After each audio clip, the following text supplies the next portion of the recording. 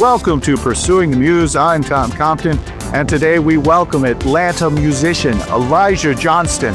His new album, Stupid Soul, blends lush Americana, power pop, and 90s alternative sounds, earning praise for its diversity. Stick around to hear Elijah discuss how recording Stupid Soul became more scrambled than initially planned, and why he tackled Bruce Springsteen's Valentine's Day with a modernized shot in the arm. And we'll hear why he actively avoids an arms race of who can out-personal each other in songwriting. Let's get ready. Here's Elijah.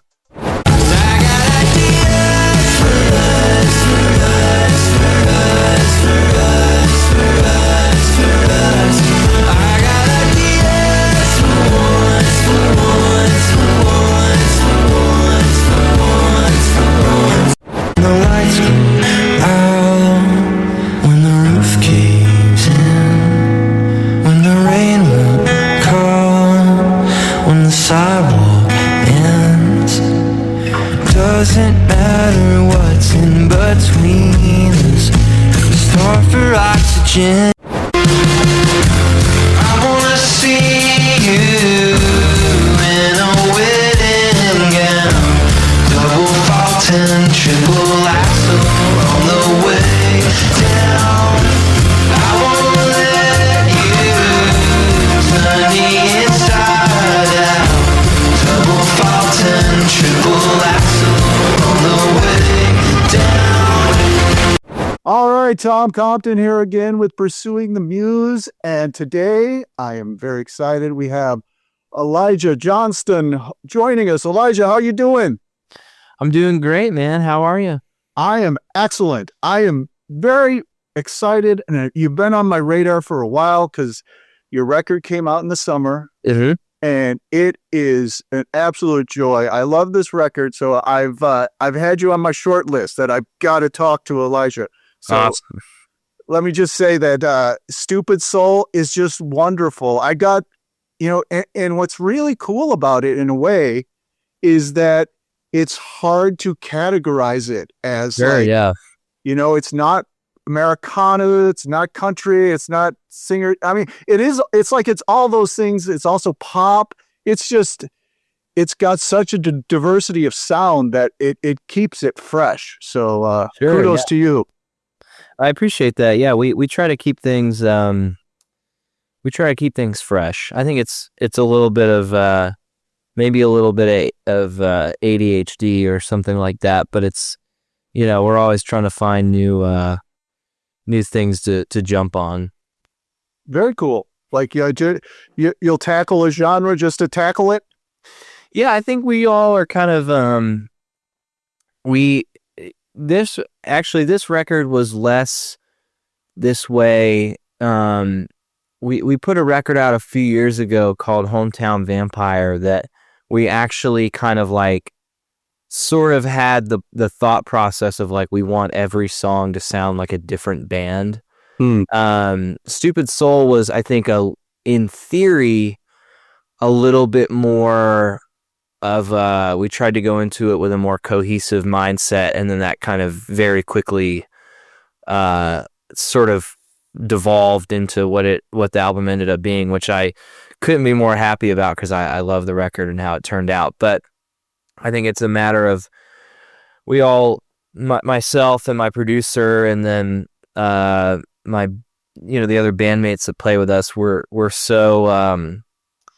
we're just, I think we listen to a lot of everything and just get really caught up in trying to get whatever's in our head out onto the recording, and what ends up happening is oftentimes a little bit more scrambled than maybe we were planning. Is that something that's evolved over time, like being a little more loose? Yeah, I think that when we first started out recording, we were doing things, it was very much the typical story of like college students with two microphones kind of scrounging it out in the backyard or in the basement or whatever. And so I think that over time I mean, especially our producer, Tommy, who's, he recorded and produced and mixed our last, several records. He's just grown to be such kind of you can sort of ask him for anything and he'll figure it out. When you've got someone that you can work with like that, he can find a way to make whatever sound you're thinking of happen. It's hard not to get carried away and sort of and just end up in cuckoo land or whatever. Yeah, utilize that luxury. Yeah. Oh man, and I've got to say, Ideas is probably the catchiest song I've heard all year. It is. I cannot get that out of my head, and usually that's like a problem, but in this case, It's like I welcome it. So. Well, I appreciate that. Yeah, we got that. Seemed to be.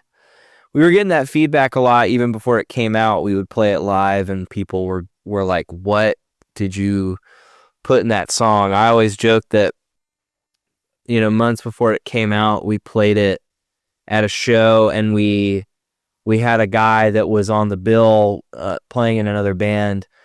After we were done with our set, he walked up to one of my bandmates and sort of absentmindedly was singing Ideas, but he gave it like joke lyrics, like he'd made up his own sort of.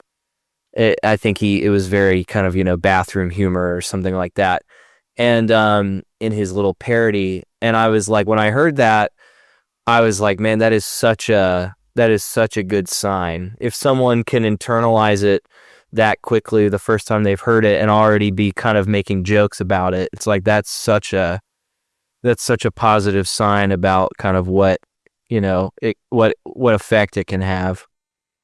Absolutely. It's like you got the Weird Al treatment even before Weird Al could hear it. Exactly. And I welcome it. I love it. And it's nice that you have you see the bright side of it, Yeah. Well, it's it's hard to, in this instance, it was someone that I know and like, and he's a nice guy. And so it would have never offended me in the first place coming from him. But even then it's like, even if it was intended as something mean-spirited, it's like, well, a lot of times if people are thinking about you, even if it's negative, it's maybe proving something about what they thought about it, Yeah. That's the old cliche. There's no such thing as good press. Yeah, exactly. So you're talking about playing Ideas live. Now that the record's been out a bit, have you had a chance to test it out on the road, and what's the reaction been? Yeah, we've had kind of an interesting, sort of a strange journey, but we had a good amount of shows that we had set up a couple months after the record came out. We had to cancel a pretty big chunk of them, unfortunately, just because of some personal stuff that came up. But the ones that we did get to do felt really solid, and it's nice too because the record is so. I think it's I don't want to overstate anything, but I think it's a fairly immersive kind of, it's it can be a pretty heady experience sonically speaking. There's a lot going on within the songs, and then they seem to really translate well live in terms of just like 4-piece rock band arrangements, and we're not really the guys I play with live. We're not exactly the kind of people that are gonna like bring, 5 synthesizers and 3 guitar players and tracks and things like that could have been possible to kind of recreate every layer of these songs. And I think we just were sort of like, we're not really gonna get mixed up in that. We're just gonna learn these like a band, and it felt really good. Nice. And I think it's a testament to the songs are so strong that they don't have to be played exactly as they are on the album. Sure, yeah.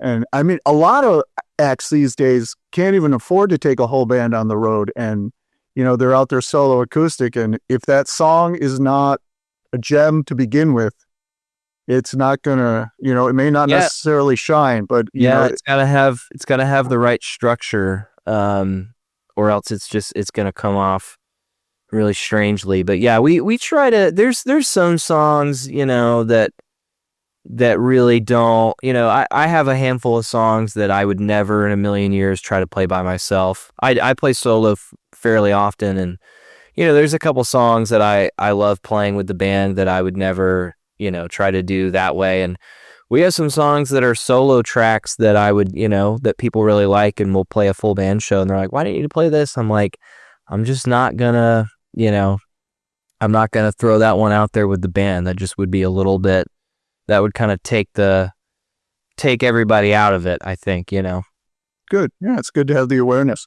Yeah. And then how about a song like Baby Bands? That's like evoking the 60s and the Beach Boys. Is that something you're doing live?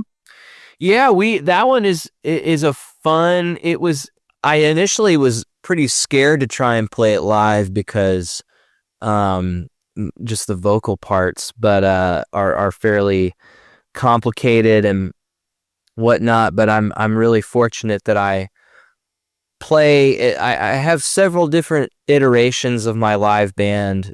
We have people kind of cycle in and out based on availability, and thankfully they're all really talented singers. And so it makes it easier to play a song like that where you're having to kind of stack, vocal harmonies. And I like to think, we were pretty proud of that one in the studio, of coming up with the vocal arrangements and things like that. But it was funny. I was like, oh man, this part is so complicated. How am I going to recreate this live? And then when Brian Wilson died this year, there was this video going around of someone breaking down all the different vocal parts on a Beach Boys song. And I mean, they were so complicated that I was kind of like, what I did was child's play. Everything, the most complicated thing I've ever done is like chopsticks compared to this 5 seconds of a Beach Boys song. So it's really not that hard to teach someone how to do a 3-part harmony, Yeah. Oh my gosh. Brian Wilson was just like this genius from another planet. It's unreal. Yeah. But it's cool. I mean, you definitely capture the essence. So I think you've touched the root of what's happening with the Beach Boys. Sure. Yeah. I appreciate that. Yeah. Oh man. Yeah. And then in between Ideas and Baby Bands on the record is Keep It to Yourself. Yeah. Which is really a fun song, and it's almost as if like the album is almost like a sine wave, like it's going different places on the songs really quickly. And Ideas is so brash and there and grabs you, and then Keep It to Yourself kind of lets the foot off the gas a little bit, and you can kind of like, I wouldn't say palate cleanse, but you can catch your breath a little bit. Sure. Yeah. I mean, we definitely, that one, we pay a lot of attention to sequencing and, trying to make sure that things flow in a way that feels, natural. I've got kind of I won't say like a map, but I have I think I have kind of a pattern that I like to use to map out sequencing. And I try to, like, especially with songs like Ideas and Baby Bands, it's like, you got to have something in between that's just a little bit more mellow, unless you're really trying to prove a point, unless the point is we can just pedal to the metal for 3 songs in a row. It's nice to have something to kind of take like you said, take the foot off the gas, and I don't know, it's nice to have a breather song like that a little earlier in the record, rather than, you never want to have all the slow ones on the B side, Right. So then what you're saying about sequencing begs the question in my mind of what were you going for with Leonard leading off the album? Is Leonard, and actually I have to ask, is Leonard an actual person? No, it's sort of Leonard is the name of the song. Mostly comes from it's kind of a convoluted thing, but it's basically, I knew a guy that had a cat, that the cat was named Leonard. And when I heard that the cat got out, it was, it was kind of a bummer. And the song was sort of about, the cat that got out was kind of like, I don't know if you've ever seen the movie Inside Llewyn Davis, the Coen Brothers movie with Oscar Isaac that's kind of about folk music in the 60s, but there's a bit in the movie where a cat escapes from an apartment, and the main character has to sort of come to this realization of like, that cat's going to be okay on his own without me. And, I was thinking about this guy I knew who lost his pet, and then I was thinking about people in our lives who we sort of have to treat like that, of like, you're going to kind of get away from me, and I have to figure out how much I can really try to keep you close to me, or if I need to sort of let you go and maybe not worry about you as much. Not that you don't care, but you can't worry yourself sick all the time about people. And I don't know, I think as far as sequencing, it coming first, I really just felt like I like when records kind of start sort of warm and open. And that song in particular felt different enough from a lot of the songs on the record that it felt like a nice kind of warm, kind of open arms sort of beginning of the record. And especially when we recorded it, and our producer Tommy put this, crazy guitar solo on it, and it just had this sort of like, kind of folk rock torch song kind of sound to it. All of a sudden, it was like, this really feels like a soft entrance into the record, Nice. Yeah, it's like a welcome mat. Mm-hmm. And I think there's a certain sophistication to it that hearing that first makes me want to like, oh, I've got to pay attention to this thing. Sure, yeah, and I think that's also part of it. Is I think lyrically, it's probably the most complicated song on the album. I think it's the one I'm the most proud of in terms of writing something where lyrically I felt like I've done something that I didn't really know that I knew how to do, as far as like a kind of poetic language or whatever. And I was really happy with how it turned out in that regard. And I think you've really hit on something that I was sort of hoping for, which is that if you put that song first, it hopefully it creates a little bit of like a curiosity of like what's going on here, Yeah, it definitely does that. And I mean, I will say, like, I love new album release day on Fridays. I mean, it's really important to me that there's good current art, good current music out there. And some Fridays there's like, I'm trying to get through 15 albums, and this your record was in the list on a Friday, and I'm checking it out, and sometimes there's a danger if it doesn't grab you right away. I might give it a couple skips to another album, or another track, but after 2 or 3, I mean, but your record was so strong, and I think Leonard comes out of the gate and does that. So yeah, I appreciate that. Well done. So when you're talking about finding something in your songwriting, do you feel a pull or a tension between trying to write something personal and also keeping it universal for a listener at the same time? Yeah, I think, yes, I definitely feel that tension. I think for me, like, there's a lot of music that floats around right now that, and I bang this drum a lot of, it feels sometimes like we're in an arms race of kind of who can personal each other. You know, it's like every indie singer-songwriter in my age range that you see feels like they're kind of trying to almost competitively shed their most personal details, you know.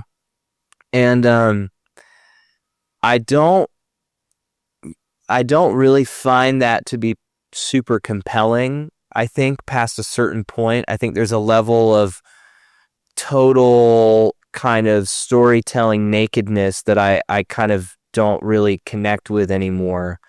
And I think of it a lot more in the terms of honestly of movies or of filmmaking or things like art forms like that, or even like novels where, you know, you're reading a story that's obviously written by someone who has a personal connection to whatever they're telling you, but they're telling you that through something that they also want everyone to see and everyone to resonate with. And there's going to be big universal themes in something that might be very, you know, close to the heart. And so, yeah, I think this record was a big, like, kind of meta issue of this album was knowing that I wanted to kind of write a lot of things that felt like I was telling the truth about myself, but not in some way of like I'm sitting down and just transcribing a diary entry into a song, because I don't really find a lot of satisfaction in that. And I don't really listen to music that feels like that a whole lot anymore, you know? Yeah, that's a great insight, because I mean, while you're talking, I can totally think of certain artists that, you know, it's a song with the street address and the exact month and day of the week, and it's almost limiting in the details. And your songs do have a lot, you know, speaking, you know, oxygen on there. There's a lot of room to breathe that that lets the listener take it to their own place. Yeah. I mean, I think we try to. I was definitely attempting to do that, and you know, writing about this record. I think I was also, for the first time in a long time, really trying to write about things that either didn't happen to me or happened to me so long ago, or kind of, you know, taking a kernel of truth and exaggerating it or turning it into a more personal thing. And I mean, even, you know, we did a cover. It's like just finding things where, you know, you can find what, you know, the phrase is like ecstatic truth, kind of just this notion of like something that resonates as true, even if the facts are not something that literally happened, you know? Yeah, absolutely. I know exactly what you're saying. And, you're talking about your cover. That was a bold songwriter to choose there in Bruce Springsteen. Yeah, that was definitely a choice. How leery were you of picking a Bruce Springsteen song? And we're talking about Valentine's Day. Yeah, I don't know that I was super. I think my relationship to Bruce has grown over the years. I don't know that I had the same. It was sort of after the fact that I realized, well, I have a lot of reverence for him and his music, but it was that song and that Tunnel of Love album in particular that I thought was kind of thought of as not being quite as big of a deal. And then when we did the cover, because we learned it for a show that we played on Valentine's Day, because we liked the song and it had a sense of a long time sort of emotional connection for some of my bandmates, and, you know, all these personal stories, and we thought it'd be fun. And, you know, it felt very relevant to us when we were learning it, because, you know, we were having friends becoming dads, and spending a lot of time on the road, and that's essentially what the song is about, is being out on the road all the time and missing things that you're supposed to be there for, and I think it just felt very relevant to us, and we learned it for a show, and we had people around us respond to it so positively that it was kind of like, well, let's just keep playing this. Like, it feels like people really like this, and it's a sort of a pivot, it's a very different thing than a lot of what we play. And then I think it was kind of, we floated it by the label of just like, should we record this? And they were like, yeah, and it was, I think once we had their blessing of like, yeah, please do, it was like, okay, well, now we don't really have a reason not to, we're having fun with the song, and it fits in, I think, with a lot of the other tracks. And it's nice too, because a lot of the rest of the record is, it's the longest song on the record by a good bit. It's nice to have a little bit of some room to jam and have some guitar solos and stuff like that. Yeah. And I will say, I mean, Tunnel of Love was, I think, an under the radar, underappreciated record, as much as Bruce Springsteen can be under the radar. Sure, exactly, yeah. But your version, at least rectify. I hate to criticize the boss, but at least the cheesy 80s keyboards you have rectified with giving it a more modernized shot in the arm. For sure. Yeah, I guess apples and oranges. You really, I mean. Yeah. I mean, it's nothing. Nothing. That was the other thing too, was that it felt like a song that musically and lyrically meant a lot to us, and we really enjoyed it. But there's a difference between covering a song like that and like being like, it's time for our version of Born to Run. It's like, it's like no one's really itching for that. No, we don't need a 30th kind of acoustic version of I'm on Fire. We need, like, sometimes you need something else in the canon. Right. Something that turns it a little differently to give it a different perspective. Yeah. I mean, even on that same Tunnel of Love album, like the Mavericks did All That Heaven Will Allow, and it's so great. Yeah. So I think you did a similar service with your version. Yeah. Oh, we're trying. I appreciate that. Yeah. So just curious about covers. How often do you dip into the cover well on when you're on tour? It's not super often, all things considered. I think we've had sometimes a little bit of I don't know. It's sometimes I think I maybe over intellectualize it, but I like for covers to feel like they mean something as much as that one does. But we tend to go sort of all or nothing on covers in general, of like, we either have to learn it perfectly or we have to learn a totally different version like Valentine's Day, or we're just not going to do it.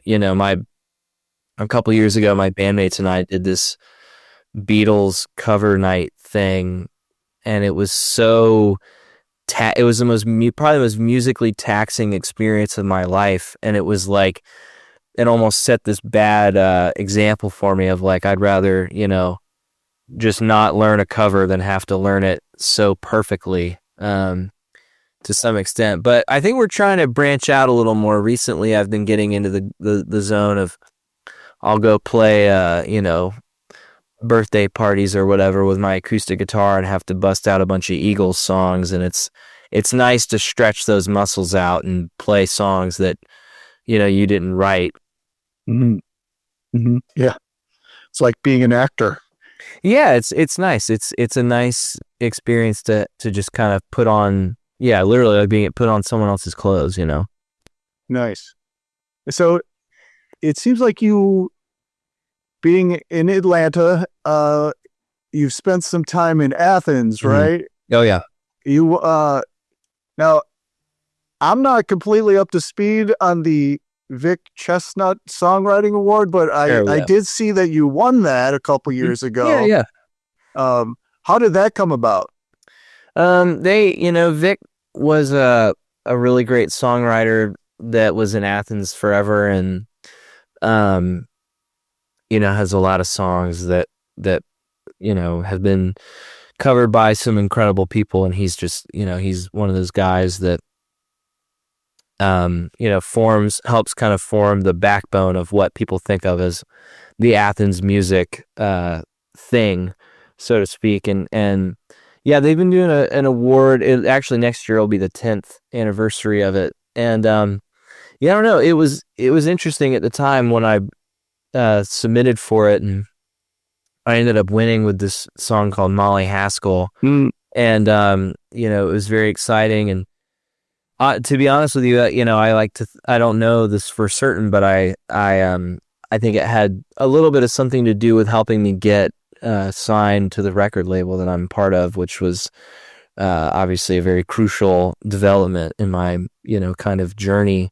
So that was a super helpful thing, and they're always a really fun crew of people to see, the people that put on that awards ceremony. And Athens is such a tight-knit place and such a tight-knit community, and it's very much an honor to be kind of anywhere close to Vic or his kind of legacy and things like that.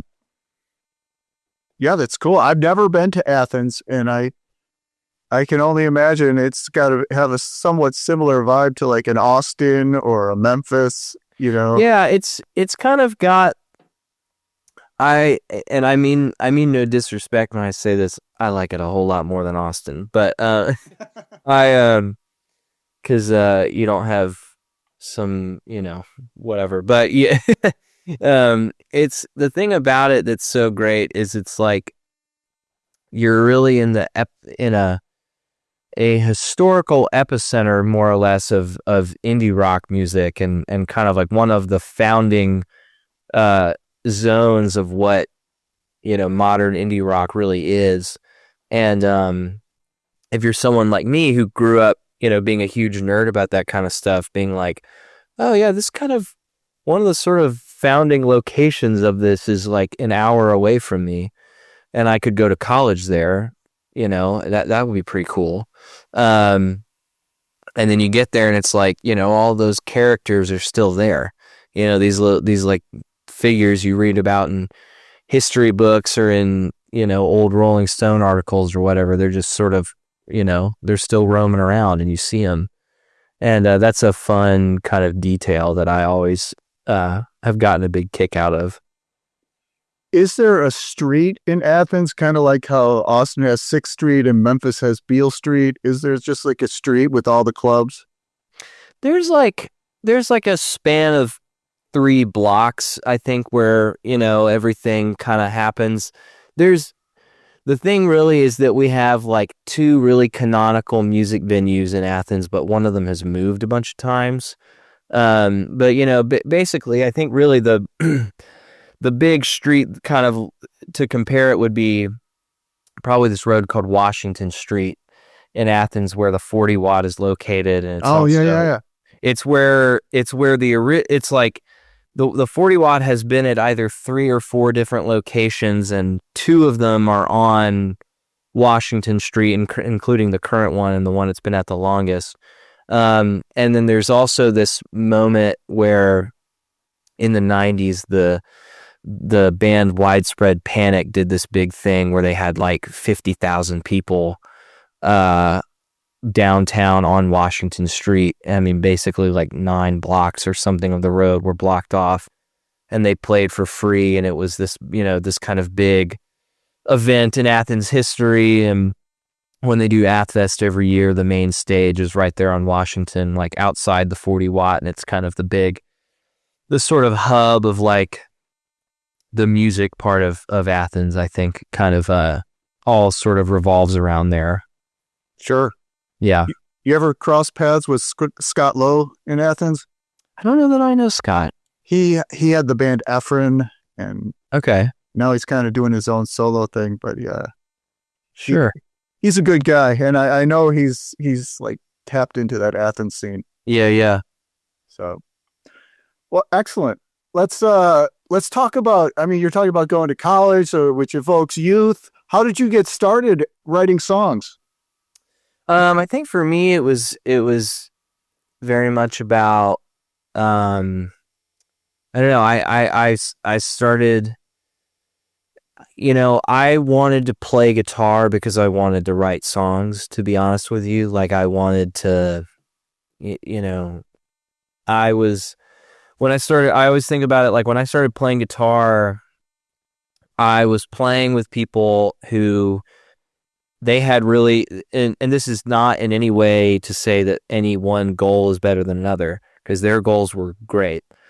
But, I started playing with guys that they wanted to be John Mayer and they wanted to be Jimmy Page and they wanted to be whatever, they wanted to like learn how to shred. They wanted to learn how to be these great guitar players, and I was very much like, I want to learn how to play every song that I like. I was like, I want to learn power chords, and I want to learn how to play Beatles songs, and I want to learn how to play Nirvana songs, and I want to learn how to write. And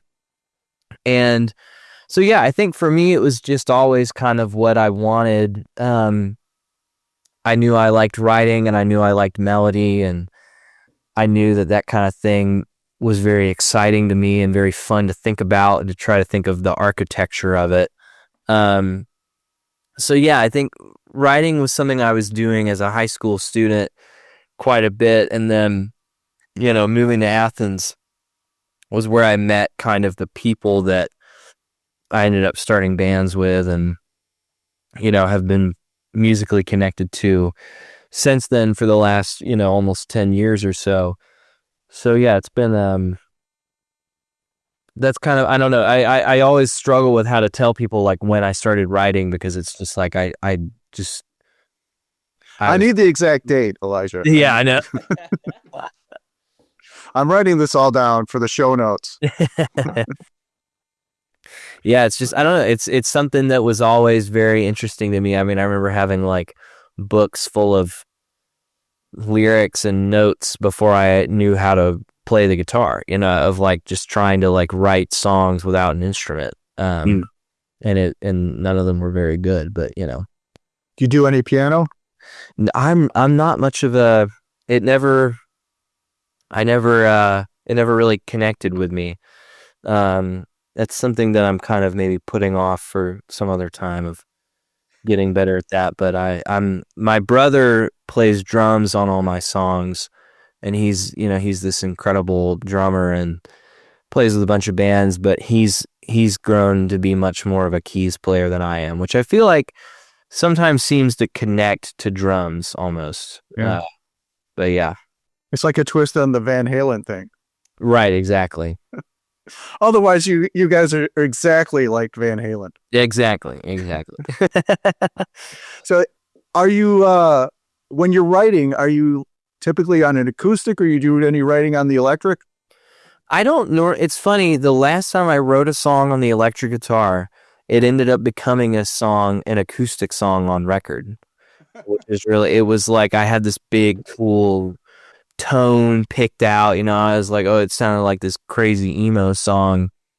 We were gonna do the whole Death Cab thing, and then when we got to the studio, it's the song on Stupid Soul, Everything We Hold Dear. And it, it's got mandolins and 12-string guitar and, just about everything besides a big booming emo electric guitar. So yeah, I generally write on acoustic. And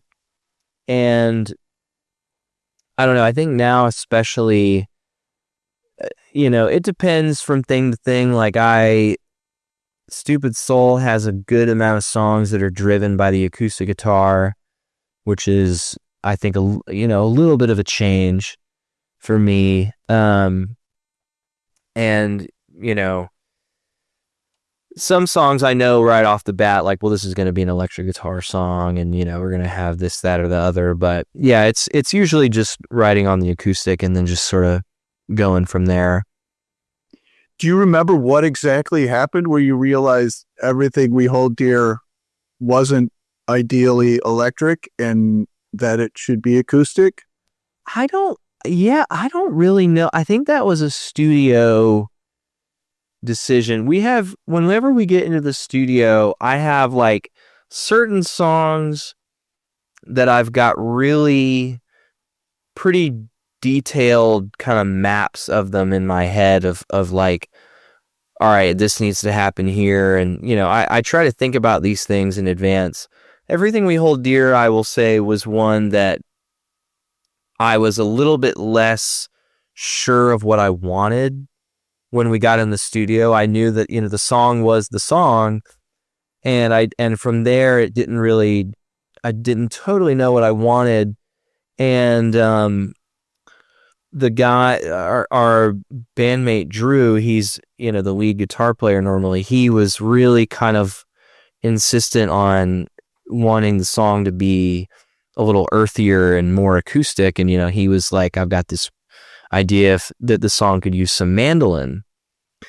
And I was like, okay, that opens up this kind of interesting, 90s REM sort of, we're all getting into acoustic instruments kind of thing. And I thought, well, maybe we could do 12-string guitar and, maybe we could have some keys. And then we actually initially recorded it. It's interesting. Normally when you do songs live, like in the studio, you record the drums and the bass and maybe the rhythm guitar at the same time. And then you build on top of that.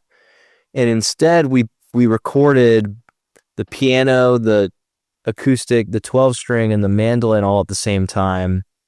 And there's just this one version of the song that has no drums, it has nothing else. And it's so kind of, we just kept joking that it sounded like the Lord of the Rings, it's kind of like chiming, kind of folky, wandering sort of tune. And, we joked that it initially sounded like Lord of the Rings, and then we added the kind of 80s synth to it to make it sound like The Legend of Zelda, to take it from the book to the video game. But all that to say, I think that one was a little more kind of day of reactive sort of decision making. You passed up the opportunity to do your own like Stonehenge monument descending from the rafters. Exactly. Yeah. Never too late. That's right. Did you try it on the road as different incarnations and get feedback that way? That one, I will say that most of the songs on Stupid Soul were not being played live until they had been recorded. Ideas we would play live, and that was we would play Football Season live. Which was a great way to kind of workshop that one. But most everything else was not really being played live. And so that's been interesting too now of like playing Everything We Hold Dear live, more the way it was written, of just like this kind of rock, we're playing these kind of dueling guitar riffs, and it's really a lot of fun to play live, but it's a lot more dramatic, in that version. Nice. Yeah, and you mentioned Football Season. That's a great song. In terms of sequencing, it has a lot of like call outs to like seasons and kind of almost a liturgy of life. Is that a feel you wanted to kind of like set your listeners loose back into the world? Yeah, that's a great thought. I hadn't really considered that. I don't know. I think putting that one last felt right for a lot of reasons. One, it was the earliest song written on the record. So in an interesting way, it kind of felt like looping back around to the start of what, started the whole album for me writing wise. But I don't know. I think it's also very like, it's written from such a childlike sort of vulnerable Me and my brother wrote it together, just kind of thinking about growing up of like how something like football, a game, like an organizing period of time, like, football season, that, if you grow up in America, especially in the South, like that just means fall. And kind of the sort of evocative imagery of that, and trying to find a way to make it not, bro country song about football, but also not to go full Friday Night Lights or whatever. And I think we kind of tried to find something in the middle of that. And I don't know, I think it was just kind of like it's in a lot of ways the simplest song on the album, and it felt like a nice kind of Double Fault. I knew kind of had this climactic thing to it, but it almost felt a little too too much to kind of end on that sort of percussive, like electrified ending, and it just, something felt really natural about ending with football season. Yeah, I totally get it. I mean, Double Fault is very cool. It's almost lyrically the hardest to follow. Yeah, definitely. But it paints such a great picture. I think so. It's definitely the one that I think of as the most like intuitive songwriting, kind of the method of like, you write a phrase and then you just sort of, whatever sounds right is the next phrase. Whether it connects logically to whatever you just said or not is not really super important, which is not how I normally write. I don't try to write like that very often because it can be annoying in the wrong if you do it wrong. But yeah, that one I think also too is probably the densest lyrically, and then Football Season I think is probably the simplest lyrically, and so or one of the 2 or 3 songs that are the kind of the most straight ahead, and so it felt nice to kind of have that swing back, Yeah, that's really well thought up. And, I guess a track that I would feel remiss if I didn't ask about. Sure. I Know What You Did Last Summer. Yeah. Which is very catchy and immediately makes you think of horror movies. Sure, yeah. But at the same time, it's not really what's going on. So sure, yeah. It's almost like a kind of an ad that lures you in. Yeah. Except for at least, when you get to the meat, it has a profundity to it. Sure, yeah. Yeah, it's definitely, I think that one is I think part of what's interesting about horror movies and especially ones that, are about young people is that they feel like they're using really intense, almost abstract how intense they are, like violence and things like this, to communicate something that's a lot more down to earth than you really want to think about. Is what's so interesting about horror is that it's usually really more metaphorically about something that's relatable and real. It's not necessarily all the way about a guy, wanting to slash you with his big hooks or whatever. And it's usually much more about whatever's kind of under the surface of society or, people's collective fears and whatnot. I mean, I saw a movie over the summer called that movie Weapons, this new horror movie this year that was very scary and just really good, but I was like, this is about so many things that are relevant to people right now that have nothing to do with these characters, that it's about more than that. And I think that was kind of the goal of the song, was like, how do you convey things about the way young people feel about, just interpersonal dynamics and their bodies and their relationship to growing up and their emotions and the way that, their feelings sometimes feel like they rule over them. And I was interested in thinking about it in those terms of like, when you're young, everything feels really dramatic, and it almost feels like you don't have any control of yourself or your situation, and that was a thing I was interested in thinking about and trying to tap into with that song.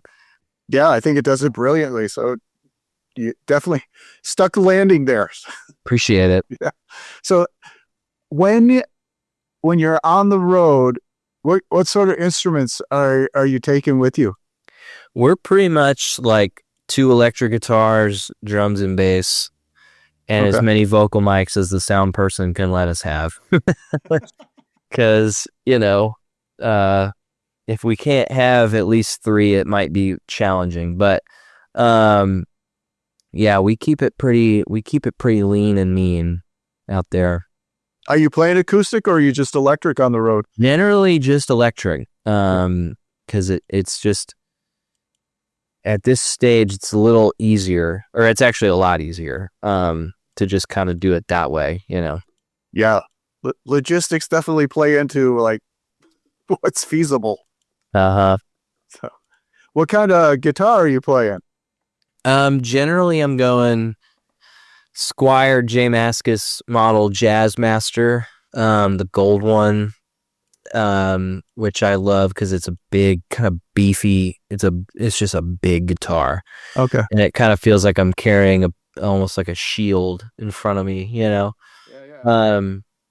And if not that, then I've got this guitar, this red thing. It's made by this brand called G&L, and it was actually the company that Leo Fender started when he left Fender. And it's just a funky little, when the guy sold it to me, he was like, it is a rock and roll guitar. It's a little old school looking. It's a little weird, kind of retro futuristic sort of 50s diner sort of vibe. And it's fun. It's a nice, I use that for my kind of alternate tuning songs, because I've got a handful of tracks that I would have to, completely retune the guitar, and that would take a long time. So it's usually just we flip to that one.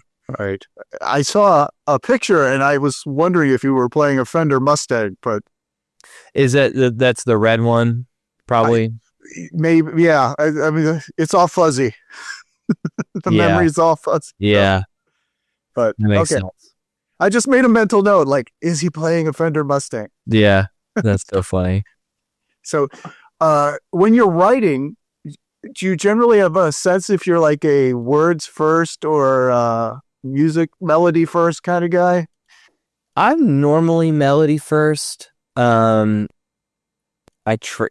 normally melody first, and I would say usually the best songs, a phrase will come with the melody, and then it's like, okay, I've got kind of a structure. I've got like a hook or sometimes I'll write from a phrase. I'll have like a word or a couple of words stuck in my head. I'm like, that just feels like a catchy sentence to like write a song around, Mm-hmm. But I think the best ones are usually melody first, kind of playing a guitar, got something really getting stuck in my head, and it's like, all right, how do I find words that fit what I'm kind of cooking right here, Does it ever change as you're fleshing it out, like what the song's about? Yeah, and that's where it's fun to get into the nitty gritty and kind of try to edit and write in a way where it's more about the craft and less about the kind of personal. I've got to pour everything into this kind of thing, and yeah, I have songs that I'll cut out whole verses or kind of rewrite the verses and do all this kind of stuff because thematically it's like, wait, I don't think I realized what the song was about until I wrote the bridge. It's like, well, now I've got these 2 verses that have nothing to do with anything. It's just a lot of filler. It's like, okay, but I like the melody, so let's go back there and we'll kind of reconfigure that. So there's a lot of editing that goes into a lot of it. How many songs do you have laying around that are just like 80% of the way there, missing something that you're not sure where they'll end up? I'm trying to think if I should even answer. No, yeah, I would say like probably like I would say every time we make a record, there's probably 4 to 8 songs that are kind of like a riff and a verse. Usually it's like I'll write the song the songs that never get finished are usually the ones that start with verses. Because if I can't figure out if I don't start with a chorus, I'm probably not going to find a way to write, something that I really love. Because verses I find are easier to make than a chorus is. A good hook is like so valuable. Right. And like right now I'm in the midst of trying to kind of finalize writing the next project, and it's interesting being like, all right, I've got like 5 songs that I probably need to change like one verse of, and I don't really know if it's even worth it. It's kind of like little things like that where it's like, is it worth it? Is it really going to be that good? A lot of what's been happening recently is I'll actually write things that then get turned into something else. So I'll write a song that I don't really love, but I'm like, well, that bridge is kind of catchy. I had a whole song that I wrote several years ago that it was not terrible, but it wasn't really cutting it for me.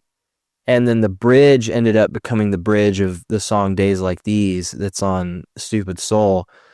And it had very different lyrics that were, kind of absurd. And then, when I wrote Days Like These, I was like, oh, this is where that melody goes. And then I wrote lyrics that are a lot more, kind of personal and meaningful. And I was like, all right, that's how that was supposed to work, And sometimes you just kind of need to live with something like a piece of something until you find the right home for it, Nice. Do you, like, when you have, like, I'm writing for an album right now, do you bring more songs than will fit on the record just to give yourself wiggle room? We tend to not record unless we know that everything we record is going to be on the album. And I think that's just because we kind of started in the world of like no budget, not enough time, really having to do things super DIY. And, now we've got like a label and we'll have budgets and things like that. But even then it's like, you don't want to waste time. Right. You don't want to, it's not going to behoove you to, I have found that it works better to, even if you have the money and even if you have the time, to act like you don't, right. Because it kind of sharpens the blade, Sure. when you get in there. And so, yeah, we tend to know, I would say the last 2 records, we have like gone into the studio knowing the track list and knowing the order, and basically been like, okay, we've got it. It's almost like we've got it storyboarded, so now we just have to execute it. And then we have to decide like how this works with this. We did there was like one slight change when we got into the studio for Stupid Soul where I was like, actually, this song needs to go here because we can't have, these 2 songs are the exact same tempo and have the exact same rhythm or very similar rhythms. They have to be a little further apart because they can't be next to each other, Yeah. And little things like that you find in the studio, but generally speaking, we try to keep it pretty tight before we get in there.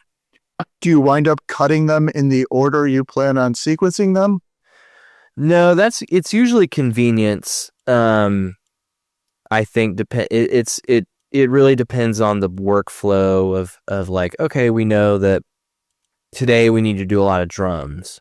Yeah. Or today we know, yesterday we did a song that was really guitar heavy and our heads are kind of swimming in guitar tones. So maybe let's do something like let's do that piano song today, and personal schedule availability and stuff like that gets into it as well. But yeah, I think usually it's a little bit more of like we kind of sit down with our coffee and just sort of look through the list of what we have to do and just decide like what feels right to do today. Sure. Do you use like when you're getting ideas, do you use like a phone voice recorder app or anything? Yeah, I'm very loyal to the Apple Voice Memo application is a real ride or die for me. That's kind of the only way I do it is like, write it down in the Notes app, record. I've got a lot of voice memos of me in my bed, like dozing off to sleep, grab the phone, kind of like, kind of mumble into the phone and be like, okay, that's an idea. That's an interesting melody. Put the phone down, go to sleep, and then the next morning I'm like, what? I'm listening back. I'm like, what was that?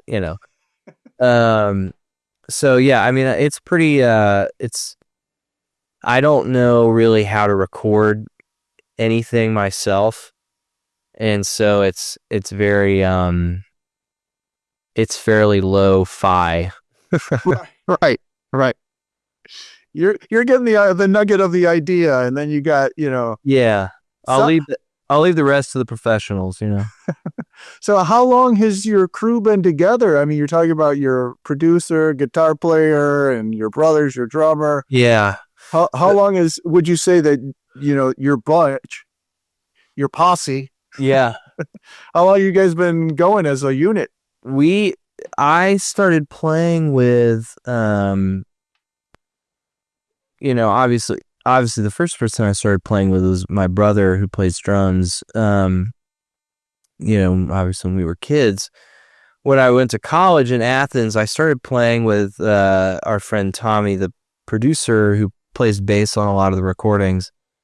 We were probably freshmen in college, or he was a year older than me. I was probably a freshman in college, like playing in the church band, and then couple years, the next year he had another band and he wanted to start doing his own thing, and I was starting to make my own music, and he wanted to play bass with me, and he showed me his own songs, and I was like, well, I want to play bass with you. And it was a lot of that kind of thing going on. And then we had different people cycle in and out that we're all still really good friends with. And then we kind of right around the pandemic, when it was like first sort of slightly becoming okay to be back in the studio at the very least, the two of us and my brother and then our friend Drew, who really at that time Drew was just my boss. He managed a music venue in Athens, and he was my buddy, and I knew he wrote pretty good songs, and that he liked my music.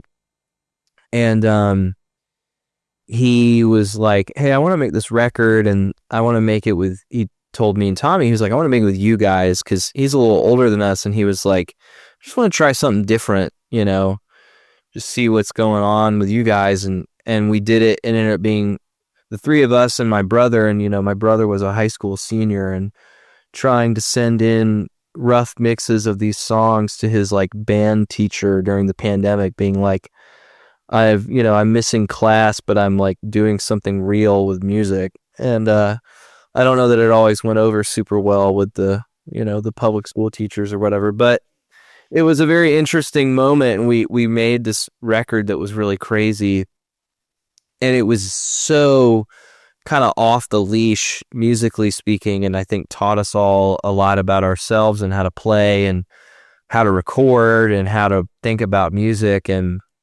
then that was probably, I guess 4.5 years ago. It was kind of spring of 2021. And yeah, I don't know. That was such an interesting and kind of special time for us of like learning so much about music. And yeah, so that's kind of the crew we record with. And we've got a guy named my good friend Aiden Hill that he plays with my brother in another band. And Aiden plays bass with us on the road a lot, and he plays on the song Valentine's Day, and he brings so much also to the table as far as just helping kind of create the sound of the unit.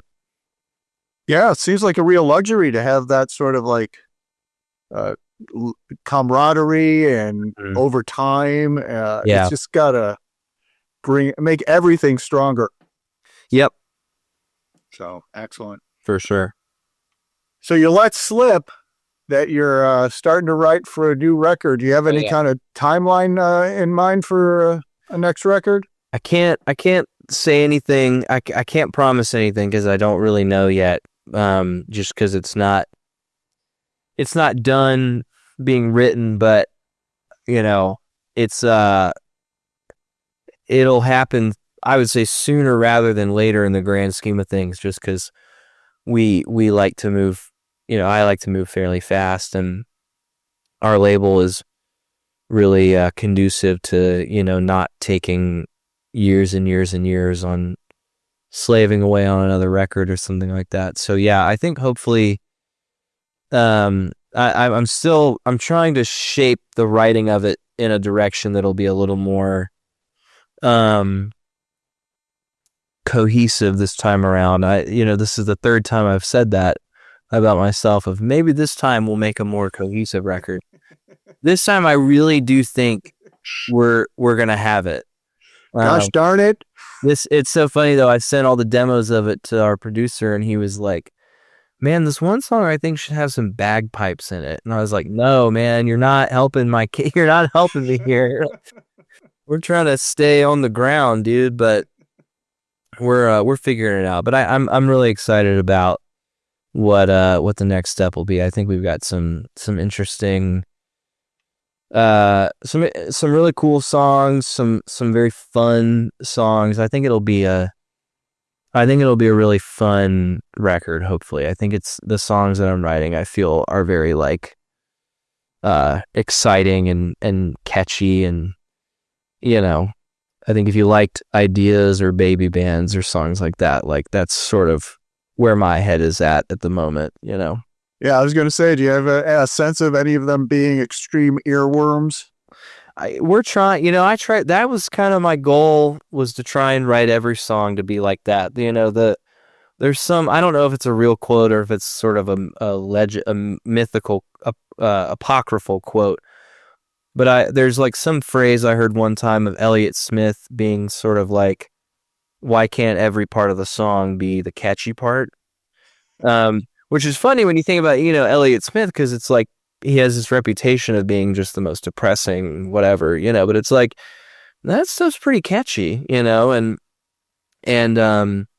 we're all such, kind of Beatles nerds, and, we love, me and Drew love, all sorts of power pop and this kind of stuff. And we're always just sort of like, how can we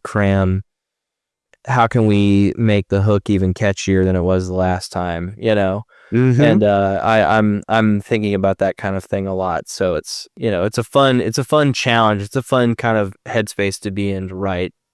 Yeah, aim high. I mean, you'll land closer to that. Exactly. So very cool. So it looks like you got a couple dates around Georgia coming up to wrap up the year. Yeah. And then you're looking to get back out on the road in 2026? Yeah, I think we're going to South by Southwest in Austin in March. I know I was making fun of Austin earlier, but I still love it. Still love coming out there. But yeah, we're going to do that, hopefully tour a bit around that, and then kind of still trying to see what the spring and summer will shape up to look like for next year. And yeah, should be interesting. Excellent. Well, Elijah, thank you so much for coming on. It has been a real treat to to pick your brain and get inside the genius that made such a diverse and vibrant record like Stupid Soul. So I appreciate that. I got to encourage everyone to pick up a copy of Stupid Soul. So where can people find out more about you if they want to look into you? I would head to, if you're on Instagram, I would head to, my Instagram is at Elijah M, as in Mark, M Johnston, or same username. Let me make sure. I believe that's the same username on, on TikTok and Facebook and everything like that. Those are probably if you're on social media, that's the easiest way to find me. I've got a ElijahJohnston.net is my website. So if you want to, that gets updated every now and again with tour dates and things like that. And yeah, just, follow along on Spotify or Apple or Tidal or Bandcamp, or buy a piece of wax if that's your thing. Mm-hmm. So yeah. Yeah, they say like one album sale is worth like 10,000 streams, right? Yeah, it's something. I think that's about what it is. Yeah. Well, I salute you, man. You're out there. You're doing it. You're keeping. I mean, like I said earlier, it's so important to me that there is great current music, and you are certainly representative of that. So thank you so much for doing what you're doing. Well, I appreciate that. You bet. All right. Well, thank you so much, Elijah. We'll sign off, and then we'll catch you on the road sometime in 2026. All right. Sounds good. Thank you.